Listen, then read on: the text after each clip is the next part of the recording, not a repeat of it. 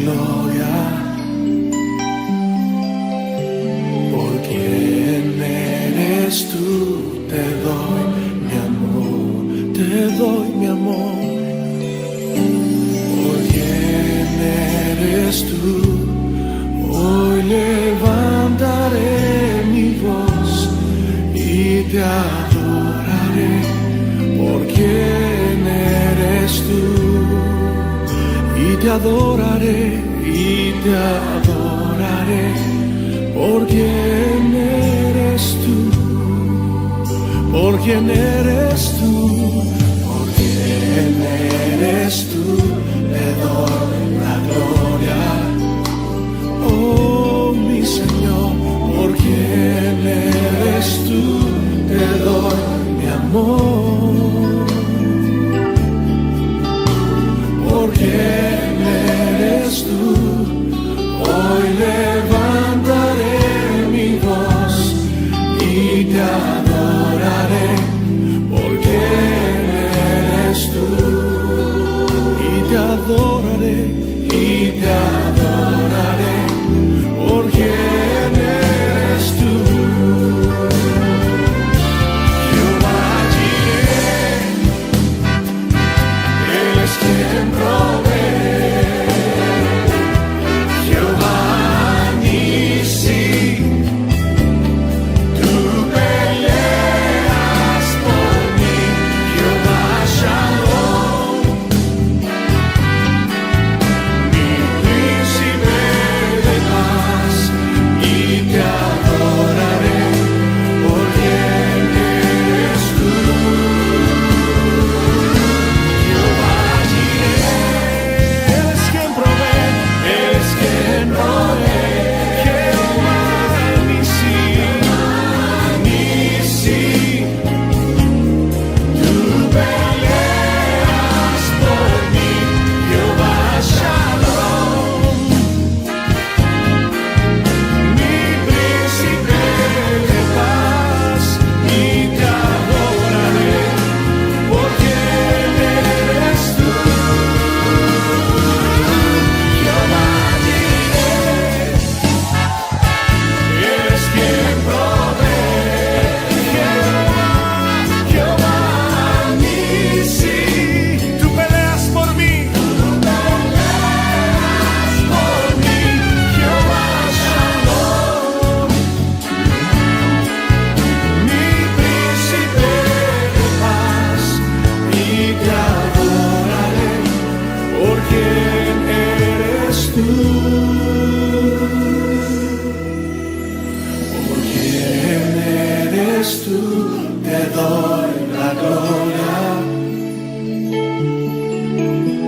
Por quien eres tú, te doy mi amor.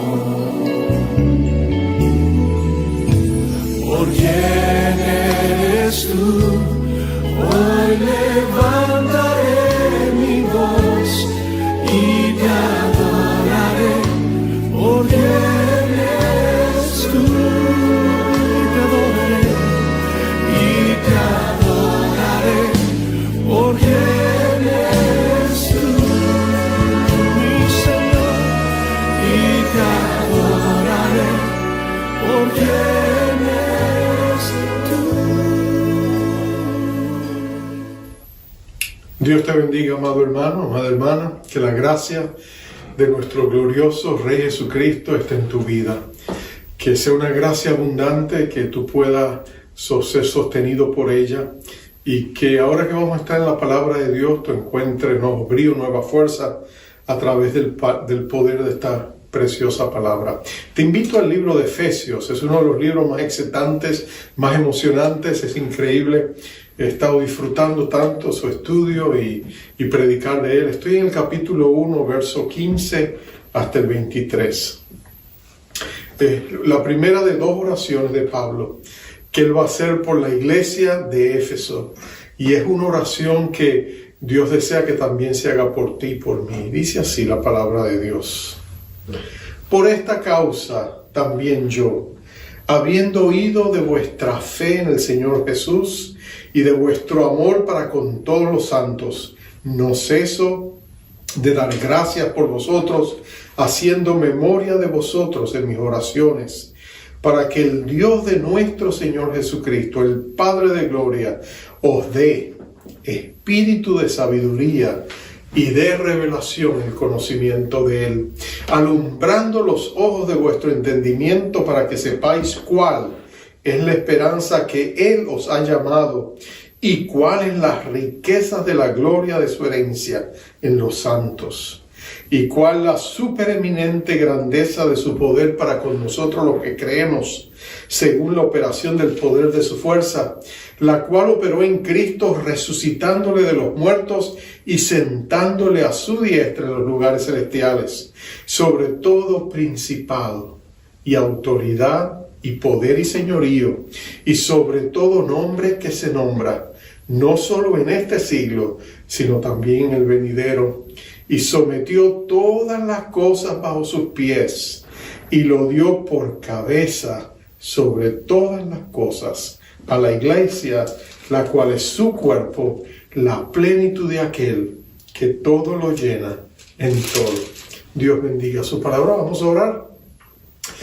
Padre amado, qué precioso es acercarnos ante tu presencia, sabiendo que tú estás aquí conmigo y estás con mis hermanos, y eres tú quien pone un puente de comunicación entre nosotros, y es un puente de amor, Señor, porque tu palabra es una carta de amor de tu corazón al nuestro, para bendecirnos, guiarnos, corregirnos, redarguirnos si es necesario, pero siempre para bendecirnos. Así que abre nuestros corazones a tu palabra, fortalece nuestra fe, abre nuestros ojos espirituales, activa nuestros sentidos espirituales, para que la palabra llegue a nuestro corazón y no solamente se quede allí sembrada, sino que dé fruto y en abundancia, como es tu deseo y nuestra necesidad. En el nombre poderoso de nuestro Rey de Gloria, Jesucristo, el que nos amó hasta la muerte, te lo pedimos. Amén. Amén y amén. Tom Phelan es un escritor irlandés. Es conocido por muchas de sus novelas, pero más recientemente escribió su autobiografía y me impactó el título de ella. Su título es Éramos ricos y no lo sabíamos. Un título tan sugestivo también representa una profunda verdad. Él creció en una finca en Irlanda, por supuesto, y él con su familia era una finca donde ellos trabajaban constantemente. Madrugaban bien temprano, se acostaban bien tarde. Su padre trabajaba más que nadie y ellos siempre estaban ocupados. Por supuesto, no había electricidad, no había agua caliente, no había nada de eso. Así que ellos tenían en el centro de su pequeña casa una estufa que servía de calefactor. Y en esa estufa siempre estaba perenne una olla grande, llena de agua. Y con esa agua ellos se bañaban, lavaban la ropa, hacían todo lo que tenían que hacer, hasta la sopa si era necesaria. Y esa sopa estaba allí, la olla estaba allí. Y por supuesto también de ellos sacaban botellas calientes de agua y las ponían en las camas para calentar las camas cuando ellos iban a acostar en el invierno. Usaban múltiples colchas para ellos estar allí. Ellos trabajaban mucho, pero nunca les faltaba ni comida, ni techo, ni la camaradería familiar. Pero él, por supuesto, creció, se hizo de años, él pensó que iba a ser un sacerdote, él siempre recordaba que el domingo era el único día donde tenía unas horas de asueto, donde ir a la iglesia, venir y compartir como familia, a veces con otras familias también. Pero él recordaba y él decía, cuando él creció, él se fue a la universidad en Edimburgo, en Irlanda, y de ahí, por supuesto, él se fue al mundo, a recorrer el mundo, escribiría sus novelas, se apartaría. Pero ahora que él miraba atrás, él siempre pensaba que a pesar de tener todo lo que necesitaban, su familia era pobre, porque trabajaban tanto. Y él decía que muchas veces él recordaba y decía, ahora que yo me siento y miro atrás, yo reconozco lo valioso que era la herencia que nosotros teníamos. Nuestra familia realmente era bendita, dice él. Era una familia donde nuestro padre era un modelo. cómo amaba a nuestra mamá, cómo nos cuidaba a nosotros, cómo nos aconsejaban. Recuerda las risas entre los hermanos, los tiempos de alegría, de gozo, cómo la familia era tan feliz cuando compartían, cómo lo extrañaba ahora. Y él decía, ahora que la distancia y el tiempo como que han activado los sentidos de mi memoria, ahora realmente es que yo puedo reconocer la riqueza tan grande que nosotros teníamos como familia. Por supuesto, ya pues algunos de sus miembros no estaban presentes, pero le tomó tiempo reconocer que él era rico y no lo sabía. Por supuesto, sabemos que eso pasa a menudo. Recuerdo la historia de un ranchero en Texas, donde se dice que él tenía vastas tierras áridas, muchas de ellas improductivas, y él decía, ¿qué voy a hacer con esta tierra? Nadie las quiere comprar, no tengo nada que hacer, no sirven para nada, no puedo criar ganado en ellos. Los consideraba una pérdida total, y por supuesto cuando se descubrió petróleo en ellas, de pronto su riqueza aumentó increíblemente.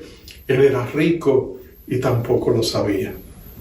Pero mira esto, Pablo está escribiendo y hemos visto lo que Pablo ha dicho en los primeros capítulos y los primeros 2 mensajes que hemos tenido de esta carta. Dios nos dice que Él nos ha enriquecido, nos dice que Él nos ha bendecido con toda bendición en los lugares celestiales en Cristo Jesús. Él ha mostrado cómo el Padre nos escogió, cómo nos aceptó y nos adoptó como sus hijos. Nos habló como el Señor Jesucristo, por medio de su redención, abrió el camino para que nosotros pudiéramos venir hasta Él y recibir esa gloriosa herencia que Él nos ha dado. Y por supuesto, también vimos la obra del Espíritu Santo cuando Él viene y nos sella, de tal manera que somos propiedad de Dios, de una manera gloriosa y maravillosa. Todas esas verdades están ahí. Pero Pablo ahora no se detiene ahí. Pablo dice, yo necesito orar. Cuando considero, dice Pablo, todo lo que Dios ha hecho por nosotros, yo tengo que orar porque todo lo que Dios ha hecho podría muy fácilmente estar solamente en nuestra cabeza como información doctrinal, pero no ha bajado las 18 pulgadas del cerebro hasta el corazón, donde necesita activarse, donde nosotros tenemos que, nuestro espíritu tiene que activar esas verdades para que nosotros podamos vivir la vida plena y abundante que Cristo nos prometió. Y para eso, Pablo nos dice, se requiere un toque del cielo, se requiere un toque activador de parte del Espíritu Santo. Y por eso ahora él se dirige a Dios y pide, y dice, Señor, yo te pido por mis hermanos, que todo lo que ellos han recibido, Señor, que tú ahora actives eso en ellos, que les des por medio de un espíritu de sabiduría y de revelación en el conocimiento tuyo y en el conocimiento de todo lo que has hecho por ellos. La palabra interesante en el idioma original, la palabra que a veces ellos usaban para expresar conocer, era una palabra interesante porque eso es lo que Pablo está diciendo cuando dice que crezcamos en el conocimiento de Dios. La palabra conocer o conocimiento en el idioma original del griego koiné es una palabra que sugiere no solamente aprender algo o tener información en nuestras cabezas, sino que nos habla de una experiencia personal. Nos dice que no es solamente que nos contaron algo, sino que nosotros lo hemos probado. Como cuando tú tienes un amigo extranjero y le describe uno de los manjares de tu país y le dices, tú tienes que comer, esto es lo más suculento que hay, lo más delicioso que tú te puedes imaginar. Y la persona se rasca la cabeza y dice, yo no sé, ¿a qué sabes? Que tú se lo puedes explicar, le puedes más o menos comparar los sabores en base a la experiencia que él tiene, pero hasta que tú no le das un plato de ese manjar, él no va a saber de lo que tú le estás hablando, pero después que lo prueba, entonces puede decir, ahora sí sé de qué me estás hablando. Así que Pablo está diciendo, no basta con conocer, tenemos que experimentarlo. En otras palabras, tenemos que sentirlo. Nuestros sensores espirituales, nuestros receptores espirituales tienen que ser desbloqueados, destapados y tienen que ser activados para entonces poder detectar lo que Pablo nos está describiendo. Y él dice que hay 3 cosas que Dios quiere activar en nosotros, que Dios quiere que nosotros las lleguemos a conocer experiencialmente. Y lo primero que Pablo describe aquí, él dice que Dios alumbre los ojos de vuestro entendimiento. En el idioma original también dice los ojos de vuestro corazón, para que sepáis cuál es la esperanza a la que Dios os ha llamado. Es interesante que Dios llama. Lo vimos porque dice que Dios nos escogió. Y en otros pasajes como en Romanos se nos dice a quien Él escogió, Él también llamó. El llamado nuestro siempre es personal porque nuestro Dios es un Dios personal. En otras palabras, mira las Escrituras, el llamado de Dios para la vida de sus hijos y de sus hijas siempre era personal. En algunos casos hasta le llamas por sus nombres. Moisés, le dice Dios a su siervo desde la zarza que arde, el arbusto que no arde y no se consume. O Samuel le dice en la noche al jovencito que está acostado y escucha la voz de Dios que le llama. El llamado de Dios es personal, a veces Dios nos llama por nuestro nombre. Pero lo cierto es que siempre que Dios nos alcanza o siempre que su Espíritu nos comunica algo, como el día en que llegamos a convertirnos y a creer en Él y aceptar a Jesucristo como nuestro Salvador, es a que Dios nos estaba llamando personalmente. Porque Dios considera a cada uno de nosotros creados única y singularmente. En otras palabras, tú eres irrepetible. Cuando Dios te hizo a ti, rompió el molde. Tú puedes tener un hermano gemelo, idéntico a ti y es diferente a ti. Puede parecerse a ti, puede pensar en muchas cosas como tú, pero hay en lo más profundo de su corazón hay realidades que lo distinguen de ti, porque cada uno de nosotros es diferente. Recuerdo en el seminario cuando estudiábamos, estudié en un seminario donde habían estudiantes de muchos lugares, ¿no es cierto? Diferentes países, algunos norteamericanos, otros eran chinos, otros eran latinoamericanos. Y recuerdo un profesor que en el segundo día de clase estaba haciendo un esfuerzo muy personal, intencional, de conocer los nombres de cada estudiante e identificar su rostro. Así que cuando llamó a un chico llamado John Smith, dijo, ¿dónde está John? ¿Dónde está sentado? Y justo la vez pasada se había sentado al lado de un compañero que era chino, de la China. Y entonces cuando él le dice, ¿dónde se sentaba? Él se sentaba ahí, sí, aquí era donde se sentaba. Y él pregunta al joven chino, sí, descríbemelo, ¿cómo era él? Y entonces el chino le dice, ay, profesor, yo no sé, para mí todos los norteamericanos son iguales. Todos son lo mismo, ¿no? Y todos nos reímos, porque usualmente así pensamos nosotros de otras culturas, como la China. Todos los chinos se parecen, y ellos pueden pensar de los latinos, todos los latinoamericanos se parecen. Todos parecemos lo mismo ante los ojos de aquellos que no han aprendido a distinguir nuestras peculiaridades, ¿no es cierto? Pero Dios conoce a cada uno de sus hijos. Él te conoce a ti por nombre. Si el Señor Jesucristo se presentara delante de ti, Él te sorprendería. Hay un hermano muy querido de nuestra iglesia que tiene un nombre muy peculiar, bíblico, pero un nombre que no es usual. Y en una ocasión él se había lesionado una rodilla y él estaba muy lastimado y necesitaba un toque sanador y le pedía a Dios que lo sanara, y en un momento dado el Señor se le manifestó y le habló y le llamó por su nombre y lo sanó. Y el hermano quedó excelentemente bien, juega fútbol otra vez, pero lo que yo recuerdo de su testimonio es que él decía, lo que a mí más me sorprendió fue que cuando el Señor se me manifestó y me sanó, no fue solo que me sanó, me llamó por mi nombre. El Señor conoce mi nombre. Y eso había sido tan especial para él, y con razón, porque el llamado de Dios es personal, el llamado de Dios es un llamado glorioso. Pero ¿a qué realmente nos está llamando Dios? ¿Cuál es la esperanza de nuestro llamado? Y ahí es donde hay varios pasajes de las Escrituras que nos ayudan a entenderlo. Primera de Tesalonicenses 2:12, Pablo habla, él dice, Dios nos llamó a su reino y a su gloria. En 2 de Tesalonicenses 2:14 él dice, el cual nos llamó mediante nuestro evangelio para alcanzar la gloria de nuestro Señor Jesucristo.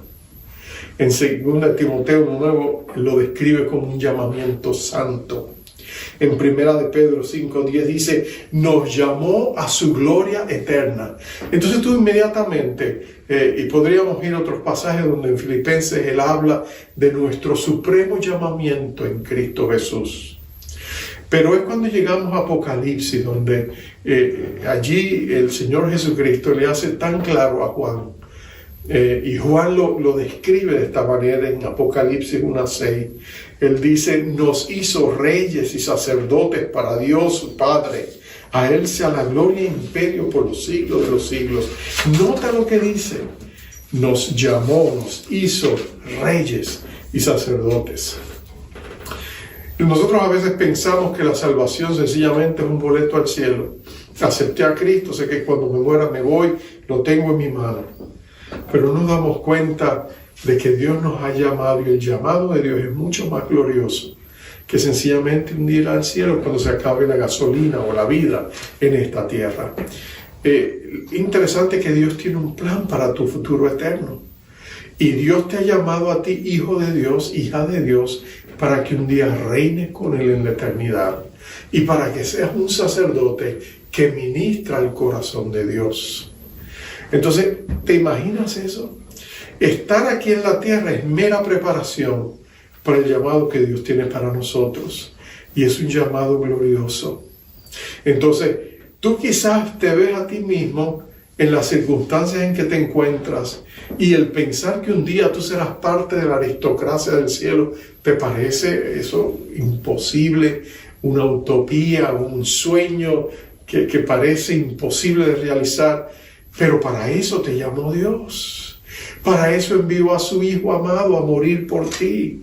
Por eso Él derramó y vertió su sangre preciosa. No era solamente para darte un pequeño paseo al cielo, para que pases allá el resto de tus días. Aunque yo creo que cada uno de nosotros estaría feliz de vivir en el cielo, aunque fuera como barrenderos de las calles, ¿no es cierto? Si estar en el cielo, si hay que barrer, Señor, con gusto lo haríamos por tal de estar allí y no la otra alternativa. Pero nota que Dios te redimió a ti no para llevarte a hacer eso. Él te salvó para que tú un día te sientes al lado de su trono y tengas jurisdicción y responsabilidad sobre reinos. Eres un hijo, una hija de Dios. Recuerdo la historia de un famoso prócer de la India. Él era un hijo de un maharaja,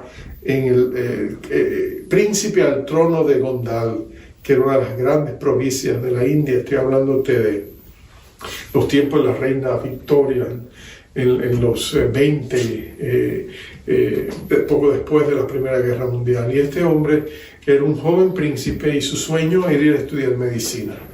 Así que su padre, como tenía todos los recursos imaginables, lo envió a estudiar a Edimburgo, en Escocia.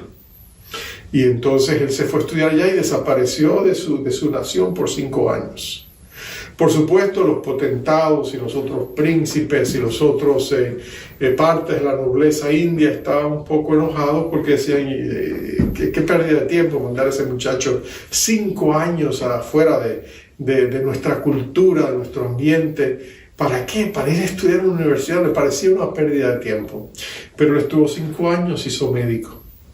Y cuando él regresó un tiempo después, él tomó el lugar, el trono del Maharaja, su padre, y lo primero que él hizo es que él empezó a hacer unos cambios drásticos. Él, por supuesto, empezó a sanitar la nación.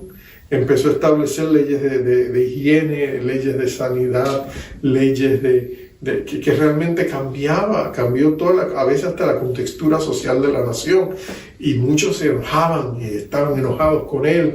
Las mujeres, por ejemplo, ahora podían usar velos que se podían descubrir para que pudieran respirar. Él hizo tantas cosas y todo el mundo estaba enojado con él, hasta que llegó el azote de la peste bubónica.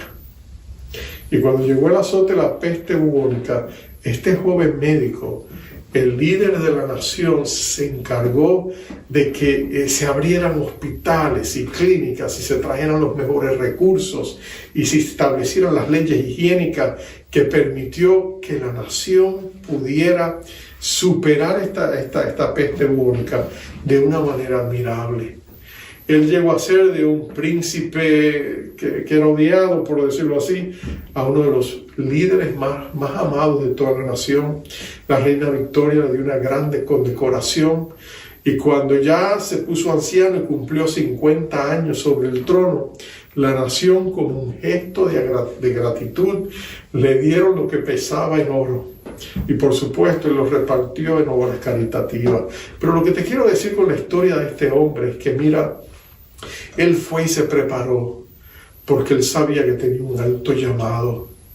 Nosotros vivimos aquí en la tierra, somos hijos de Dios, y Dios nos está preparando aún en medio de las circunstancias así que estamos viviendo, aún en medio de las pruebas que estamos atravesando, aún en medio de esta terrible pandemia que estamos saliendo, aún en medio de todo lo que está sucediendo en la economía y el ambiente y clima político y todo lo que estamos viviendo en este país y en el mundo entero.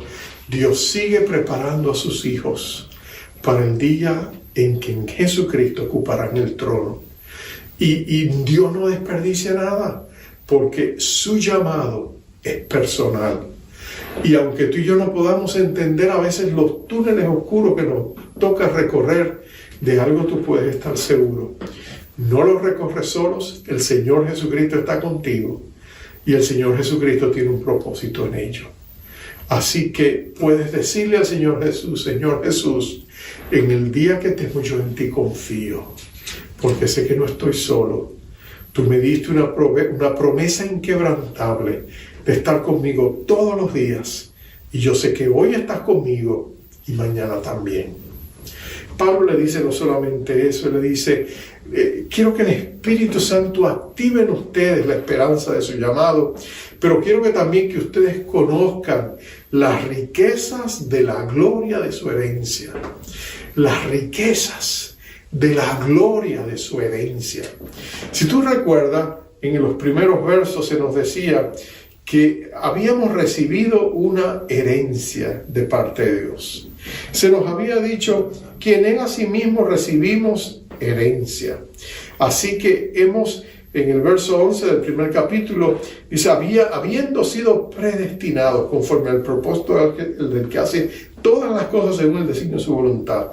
Él había dicho: en Él, en Cristo, asimismo tenemos herencia como parte de ese propósito divino. ¿Y de qué estamos hablando cuando habla de riquezas? Cuando habla de la gloria de Dios, ¿de qué estamos hablando de esa herencia?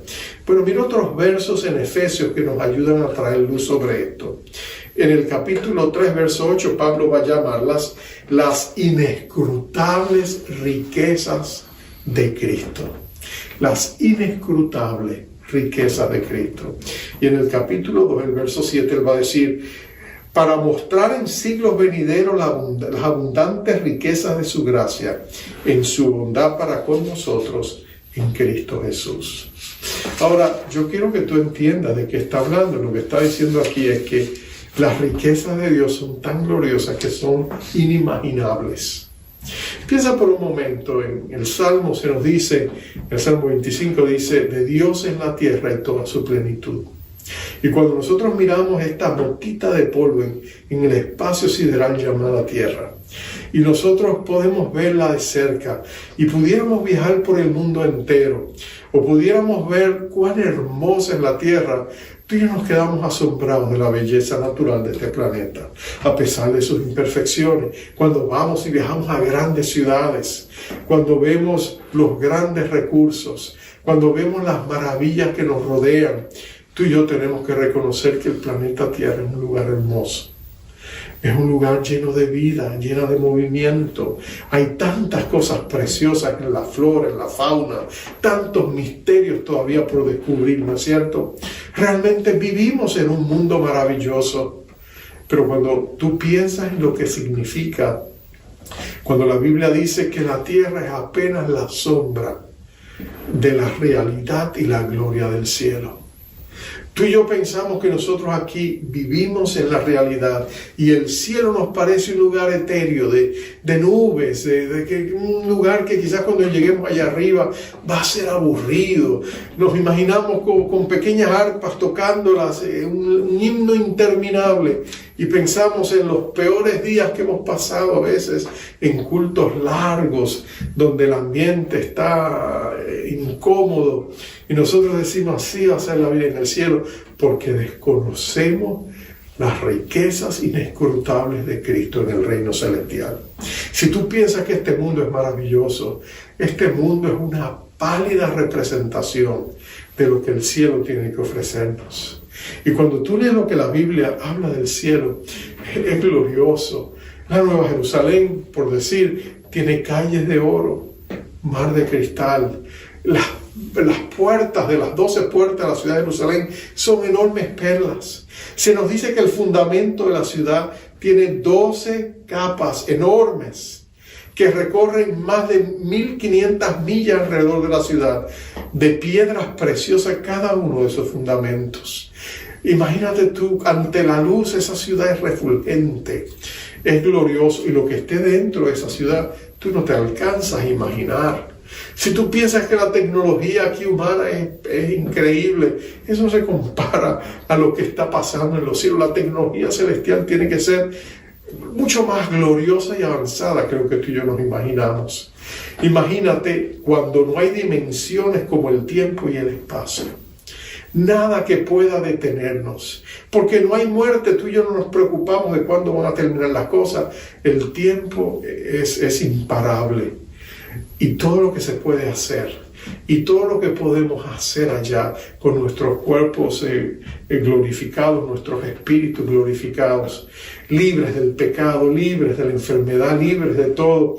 Cuando tú y yo estemos allá en esa realidad espiritual, que será literal y física dentro de esas dimensiones espirituales. En otras palabras, cuando tú y yo nos sentemos a comer, vamos a disfrutar comida que nos va a parecer incomparable. Cuando tú y yo nos sentemos a jugar, vamos a disfrutar de juegos que tú y yo no te imaginas, con la vitalidad y la salud divina que vamos a tener.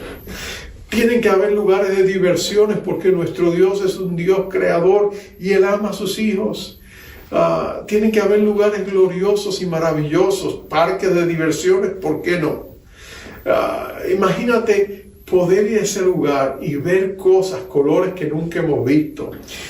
Olores que nunca hemos olido, sabores que nunca hemos probado, lugares tan gloriosos que no podemos ni siquiera imaginarnos, ver preciosas criaturas que quizás están extintas desde hace siglos, pero que allá podemos verlas y sin peligro. El cielo va a ser un lugar maravilloso, glorioso. Ojo no ha visto, ni oído ha escuchado, ni se ha concebido en el corazón del hombre lo que Dios ha preparado para los que le aman. Entonces el cielo va a ser glorioso. Recuerdo la historia de mi amigo Alberto, un hermano de la iglesia, que le dio un doble derrame cerebral. Cuando yo corrí al hospital de Jamaica a verle, yo pensé que lo iba a ver postrado, entubado, y me sorprendió verlo sentado en la cama, lo más tranquilo, y se levantó y me dio la mano. Y yo digo, pero hermano, perdóname, me habían informado mal, me dijeron que tú habías tenido 2 derrames cerebrales. No, sí, pastor, así fue. Y pero ¿qué pasó? Él me contó, ya estoy bien. Si quizás me dan de alta el día de mañana, estoy aquí haciendo los exámenes, pero estábamos hablando, pero yo notaba que había algo, que él me miraba al piso y volvió y me miraba, como que quería decirme algo, pero no se atrevía. Y yo le dije, Alberto, cuéntame, ¿qué está en tu corazón? Tráelo. Dice, pastor, me dice que si yo se lo cuento, usted va a pensar que yo estoy loco. Y yo recuerdo que en broma yo le dije, no te preocupes, vas a descubrir que quizás los dos estamos iguales. Así que él sonrió y me dijo, que pastor, aquí va. Y me dice, pastor, yo morí en el segundo derrame. Yo he escuchado a los doctores cuando decían, lo perdimos, yo estaba saliendo de mi cuerpo. Y me estaba elevando y yo sentía que decían, lo perdimos. Y él miraba la máquina y estaban todas las líneas horizontales en movimiento. Y dice que en ese momento él vio que ángeles vinieron y lo llevaron y lo transportaron por unos campos hermosos. Iba a una gran velocidad y bajo esos grandes campos hasta que llegaron a aquella gloriosa ciudad, a la entrada, a una de las puertas. Y allá había un hombre y un ángel. Los ángeles le preguntaron, aquí está, y le déjame ver. Y inmediatamente le dijo, sí, su nombre está escrito en el libro, pero todavía no es el tiempo, devuélvanlo. Y dice que cuando él abrió los ojos, estaba otra vez en la cama y escuchaba a los doctores que gritaban y decían, revivió, vamos. Y de pronto lo revivieron y allí estaba. Y Dios no solamente hizo ese milagro, Dios lo sanó. Cuando él me contaba eso, lágrimas bajaban por sus ojos. Y me dijo, pastor, ¿usted cree que yo estoy loco? Y le dije, no, Alberto, tú estás más cuerdo que nunca. Porque Dios le permitió ver un vistazo del cielo. Pablo se dice que Dios le permitió tener una visión del tercer cielo. Si en el cuerpo él no lo sabía, si en el espíritu él no lo sabía, pero él estuvo allá. Y él dice, vio cosas maravillosas que no podía describir. Cosas que no le era ni siquiera permitido compartirlas. Y por supuesto, conocen el resto de la historia, le fue dado una espina en el costado para mantenerlo humilde. Pero el punto es nos espera una herencia gloriosa en los cielos. Pedro la llamaba una herencia incorruptible, incontaminada, inmarcesible, inmarchitable, reservada en los cielos para ti y para mí, que somos guardados por el poder de Dios. Pablo quería que la iglesia, que los hermanos, que cada creyente pudiera conectarse a Dios y que Dios les revelara esa gloria que le esperaba, porque es una herencia segura para los hijos de Dios. Y finalmente Pablo les dice, y estoy orando para que Dios os dé espíritu de sabiduría y de revelación y conozcan la supereminente grandeza de su poder para los que creemos. Y él le dice que opera según la operación del poder de su fuerza. Pablo está hablando de la omnipotencia de Dios. Pablo está diciendo, tú tienes que conocer cuán grande y poderoso es Dios. Ahora, vivimos en un mundo donde pensamos que a Dios los hemos sacado de circulación. Sencillamente le dijimos a Dios y lo echamos fuera, como si estuviéramos en una caja y sacamos a Dios de la caja y nos quedamos nosotros solos. Y entonces, como Dios no le damos permiso, pensamos nosotros, para que esté en la arena pública o en la política, cuando nosotros creamos una separación del Estado y de la Iglesia, donde pensamos que Dios no tiene permiso para cruzar las líneas, pensamos que vivimos en un mundo teísta, un mundo donde Dios está por allá y nosotros estamos acá y Él no se preocupa por nosotros y nosotros no nos preocupamos por Él. O sencillamente Dios le dio cuerda a este mundo, lo puso a rodar y tic-toc, Dios no se preocupa por nosotros. Pero están equivocados, porque la Biblia nos dice que Dios es el que nos da vida. Si tú respiras porque Dios te da ese aire, es porque Dios sustenta este universo por el gran poder que Él tiene. La Biblia nos dice que Dios creó el universo. Dice que lo creó de la nada, ex nihilo. Dice que Dios, del aliento de su boca salieron las estrellas. Dice que Dios conoce a cada una de esas estrellas y las llama por nombre y las cuenta, dice Isaías.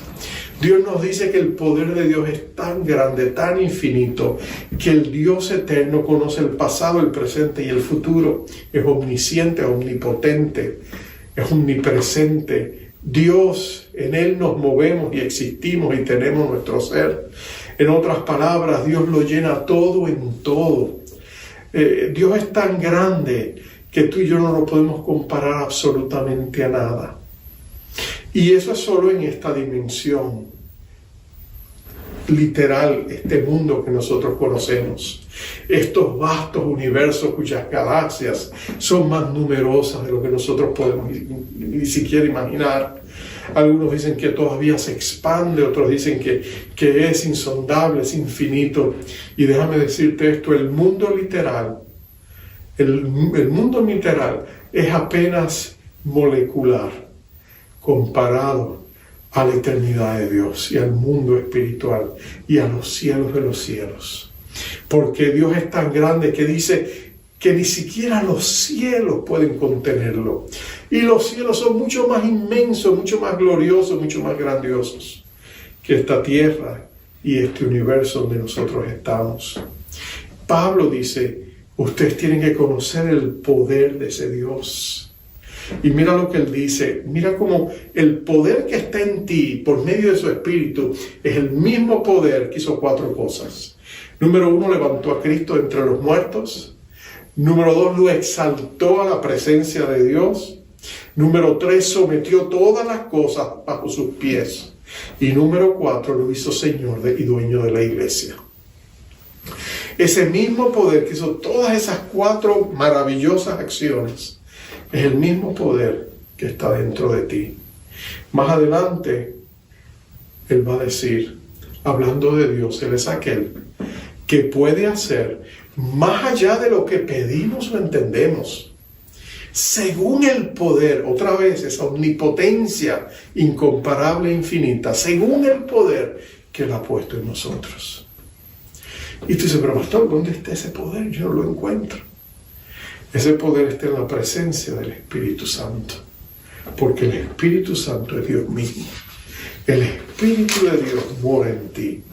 El Espíritu de Dios obra en ti. El Espíritu de Dios está dentro de ti. Y el Espíritu de Dios quiere transformarte a imagen y semejanza de Jesucristo. Y en el momento en que tú llegas a entenderlo, tú llegas a darte cuenta de que todo lo que te rodea, el mismo Padre, Hijo y Espíritu Santo que obró en ti, ese mismo Espíritu Santo está creando las circunstancias mediante las cuales todo lo que te rodea, todo lo que tú vives, cumple el propósito para lo que Dios ha preparado para ti. Termino con esto. Por eso es que Pablo dice a los romanos en el capítulo 8, y sabemos que a los que aman a Dios todas las cosas les ayudan a bien. Esto es, a los que conforme a su propósito son llamados. Porque a los que antes conoció, ¿te acuerdas que dijimos que Él te escogió desde antes de la fundación del mundo? También los predestinó para que fuesen hechos conformes a la imagen de su Hijo, para que Él sea el primogénito entre muchos hermanos. Y a los que predestinó, estos también llamó, y a los que llamó, estos también justificó, y a los que justificó, a estos también glorificó. Qué interesante. Pablo dice que Él hizo todo eso ya para ti. Dice, pero pastor, todavía no me ha glorificado. Pero mira la certeza con que Él lo dice, que Él lo da por puesto, porque el que empezó la buena obra en ti es capaz de terminarla. ¿Cuál entonces debe ser nuestra respuesta? Nuestra respuesta debe ser, oh Señor, dame lo que Pablo dice. Dame ese espíritu de sabiduría y de revelación. Abre mis ojos, mis sentidos espirituales. Destapa mis receptores espirituales. Señor, yo quiero conocerte de la manera más profunda que tú quieres que yo te conozca. Yo quiero conocerte íntimamente. Yo quiero conocerte poderosamente. Yo quiero capacitarme en tu poder para poder hacer y cumplir el llamado que tú tienes para mí. Y cuando tú y yo abrimos nuestros corazones a esa realidad y lo pedimos así, el mundo está por ver lo que Dios puede y quiere hacer a través de alguien que se consagra a Dios de esa manera. Vamos a orar. Padre, en esta preciosa oportunidad te damos gracias, porque tú estás abriendo nuestros ojos a la realidad de quiénes somos en Jesucristo. Nos dijiste que tú nos separaste y nos hiciste santos, nos trajiste del mundo de las tinieblas al mundo de tu luz admirable. Nos dijiste que nos diste fe para que camináramos contigo y que nos pusiste en Cristo Jesús una posición de bendición donde hemos recibido todas las bendiciones espirituales en Él. Fuimos redimidos, comprados, hechos hijos tuyos y sellados por tu Espíritu Santo. Y ahora tú nos dices, Señor, que tú quieres activar esa vida profunda que tú has puesto en nosotros. Y que tú quieres que conozcamos nuestro llamado y que conozcamos la riqueza inescrutable con la cual tú nos has bendecido en esa preciosa herencia que nos has dado. Y tú también nos dices que tú quieres que conozcamos el gran poder que tú has puesto en nosotros. No para que nosotros lo controlemos y hagamos lo que querramos, sino para que seamos instrumentos en tus manos, para tú hacer divinamente lo que nosotros humanamente no podemos hacer. Así que, Espíritu de Dios, te pedimos que nos des ese espíritu de sabiduría y de revelación. Ven a nuestras vidas, a la vida de mis hermanos y a la mía, y activa, oh Dios, esas verdades y esas realidades espirituales, para que estemos llenos de la plenitud de Dios y podamos, donde quiera que vamos, dejar un destello de luz y una estela de fe y de amor, para que el mundo sepa que nosotros somos tus representantes, tus embajadores. Oh Señor, ven con poder sobre tu iglesia, sobre nuestras vidas, en estos días difíciles que nos han tocado vivir, y revístenos de tu gloria y de tu esplendor, para la gloria y honra de tu nombre. Te lo pedimos en Cristo Jesús. Amén, amén y amén. Amados, que Dios te bendiga. Te envío como siempre con esta bendición espiritual. Jehová te bendiga y te guarde. Jehová haga resplandecer sobre ti su rostro y tenga de ti misericordia. Jehová alce sobre ti su rostro y ponga en ti paz. Bendiciones, amados. Si todo cae a mi alrededor, si oscuridad cubre mi interior, tú permaneces, tú eres fuerte. Cuando el dolor llega al corazón y el temor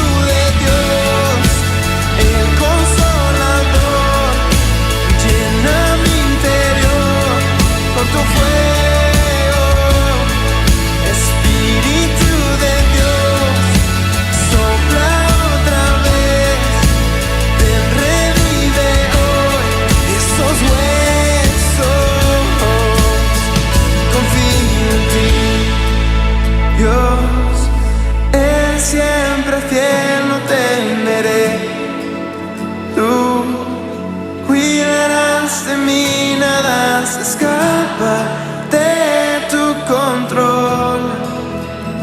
Nada es más grande que nuestro Dios.